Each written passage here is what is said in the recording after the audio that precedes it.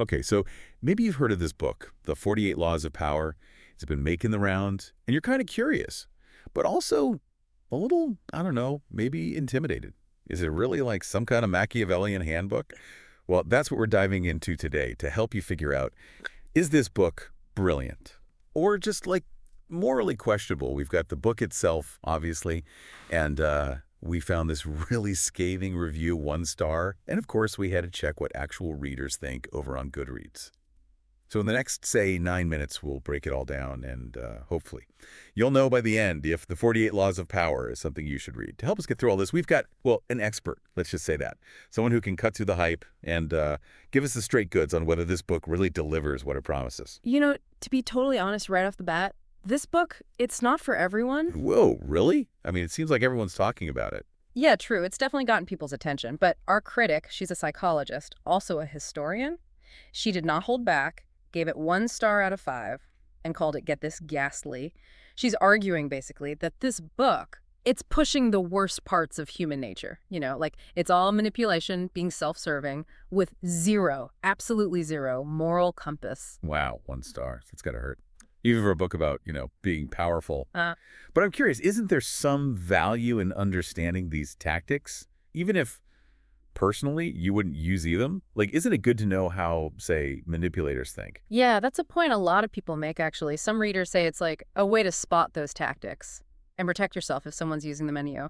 So, like, a survival guide, almost, for navigating this world where everyone's trying to, I don't know, outmaneuver each other. Yeah, exactly that. But even those who find it, I don't know, useful, they gotta admit, the core argument, it's kind of messed up. It's saying, basically, to gain power, to keep it, you gotta be ruthless, deceptive, even unethical.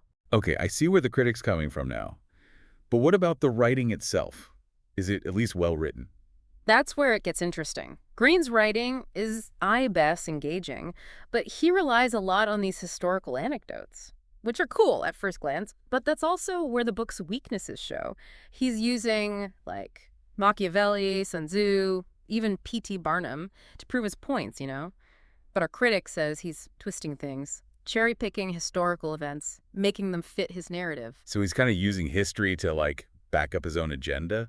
That could be really misleading, I guess, especially if you don't know much about those historical figures. Exactly, and that raises the question of, is this book actually reliable? Is it really about how power works, or is it just like a bunch of stories packaged together to make the author's point, even if it's not totally accurate? Yeah, that makes you think. Just because someone in history acted a certain way doesn't mean it's a good strategy in OW, right? Exactly. The world's changed a lot. What worked for some, I don't know, 16th century prince might not be the best advice for someone today, like running a business or just trying to, I don't know, navigate their workplace. I'm starting to get why people have such strong opinions about this book. It's kind of like it draws you in, all these historical examples, these bold claims, but then you look closer and you see maybe the foundation isn't so solid. You got it, and those cracks become even more obvious when you compare the 48 Laws of Power to other books, books that tackle similar themes. Oh, good point. Like, Yeah. what are some books that talk about power, influence, all that, but maybe from a different perspective? Well, if you want to understand power dynamics, Hmm. but you're looking for something more, I don't know, ethical, more nuanced, I'd recommend Influence. The Mhm. Psychology of Persuasions by Robert Cialdini, a classic. It's about the science of why people say yes, but it doesn't resort to those manipulative tactics. That does sound interesting. It's like understanding the psychology behind it, not just a list of rules to get what you want. Exactly. And if you're more into leadership, there's Leaders Eat Last by Simon Sinek. It's about, well, the roots of leadership, going way back, and how true leadership is about putting others first, not just grabbing power for yourself. Okay, yeah, that's definitely a different take compared to the 48 Laws of Power. So it sounds like there are other books out there that give you a more, I don't know, well-rounded view of things, maybe a more ethical view too. Totally. And depending on, what you're looking for, what your own values are, those other books might be a better fit. Right, so we've got this, I don't know, infamous bestseller, The 48 Laws of Power, with all its history and, let's be honest, kind of Machiavellian tactics. But we've also got these other books offering different ways to think about influence, leadership. This is getting pretty deep, huh? It is. And to really figure out if the 48 Laws of Power is worth your time, we got to dig into some of those specific laws, see how they hold up under scrutiny. Okay, let's jump into one of these laws, see what we're dealing with here. How about Law 3? Conceal your intentions. Might surprise you, but this one, it can actually be interpreted, in a way that's not justy about being deceptive. Okay, I'm listening. Yep. I gotta admit, that one always sounded kind of shady to me. Yeah, it's definitely one of the more controversial ones, but think about it like this. If you reveal your plans too early, it can totally backfire. Gives other people a chance to, sabotage you. Or they might just, I don't know, dismiss your ideas before they've even had a chance to develop. So it's more about, being strategic. Yeah. Keeping your cards close to your chest. Not necessarily being, intentionally dishonest. Exactly. It's about timing, knowing when to reveal your hand. Think about it like a negotiation. You wouldn't just walk in and say, here's my final offer. You got to gather information, see what the other side wants. And then you reveal your intentions strategically as things go on. I see. Yeah, it makes more sense that way. It's not about tricking people. It's about being thoughtful, calculated even.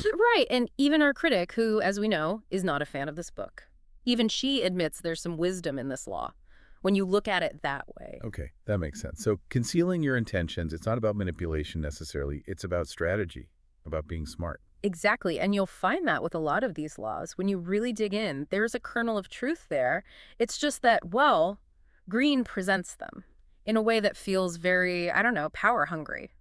Yeah, I can see that. It's like he's taking these psychological insights and turning them into weapons almost, instead of tools for, I don't know, collaboration or understanding. You nailed it. Let's look at another one. Law 10, infection. Avoid the unhappy and unlucky. Kind of harsh, right? On the surface, at least. Yeah, that's one that always rubbed me the wrong way. It just sounds so cold, For sure, but what if we reframe it a bit? What if it's not about abandoning your friends when they're going through tough times, but about, protecting your own energy, your own mindset? I hadn't thought about it like that. I mean, we all know negativity can be contagious, right? If you're always around people who are complaining, gossiping, bringing you down, it's going to affect you too. Oh, absolutely. Misery loves company, as they say. Exactly. So this law, maybe it's just poorly phrased, but it could be a reminder to be mindful of who you spend time with. Choose people who lift you up, inspire you. I like that interpretation a lot better. It's not about being heartless. It's about self-preservation. Right. Creating a positive environment for yourself. It reminds me of that book, The Power of Positive Thinking by Norman Vincent Peale. Have you heard of it? Oh, yeah. Classic, right? It is. And it's coming from a totally different angle than the 48 Laws of Power, obviously. But there's some overlap, like recognizing how important our thoughts are and who we surround ourselves with.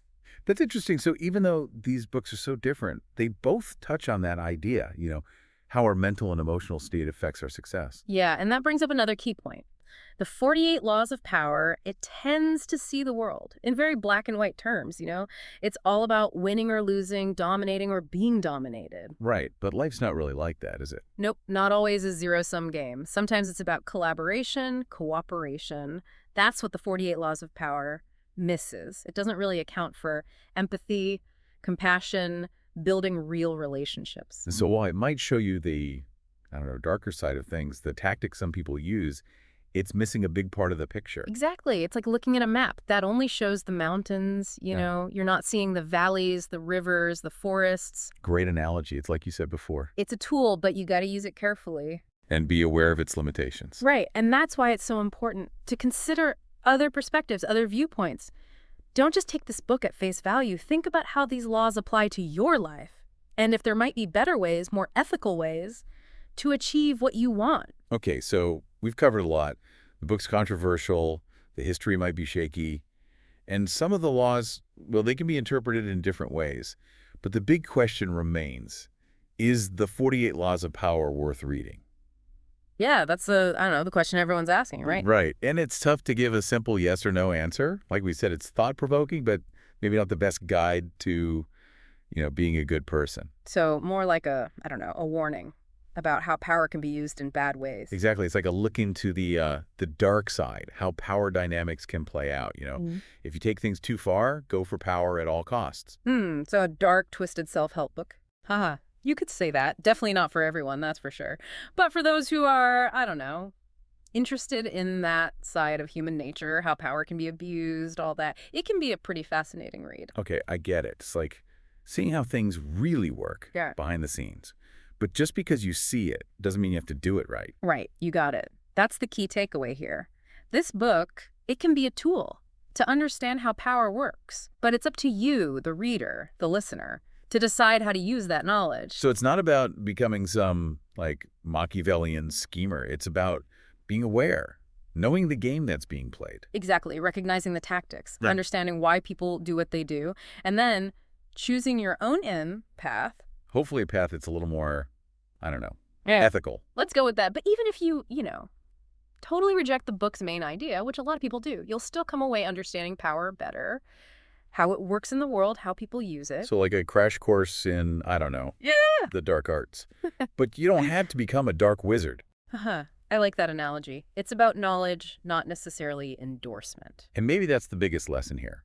Power, it's not inherently good or bad. It can be used for all sorts of things. It depends on the person, their intentions. Absolutely. Which is why it's so important to have your own sense of ethics, to think about how your actions affect others. So to our listeners, if you're intrigued by this book, go ahead, explore it, but be critical, think for yourself, and don't let it turn you into someone you're not. And remember, there are tons of other books out there that offer a more positive, ethical approach to leadership, influence, success, all that. This has been quite the deep dive, hasn't it? We've gone deep into this controversial book, unpacked its ideas, compared it to others. So I guess the final question is the 48 Laws of Power worth your time? If you're looking for a quick guide to, manipulating people, getting ahead no matter what, this is not the book for you. But if you're up for a challenge, something that'll make you think, question things, even if it makes you a little uncomfortable, then yeah, it might be worth a read. Just remember, take it with a grain of salt and stay true to your own values. Well said. And to our listeners, the most powerful tool you have is your own judgment. Use it wisely. Thanks for joining us on this deep dive. We'll catch you next time.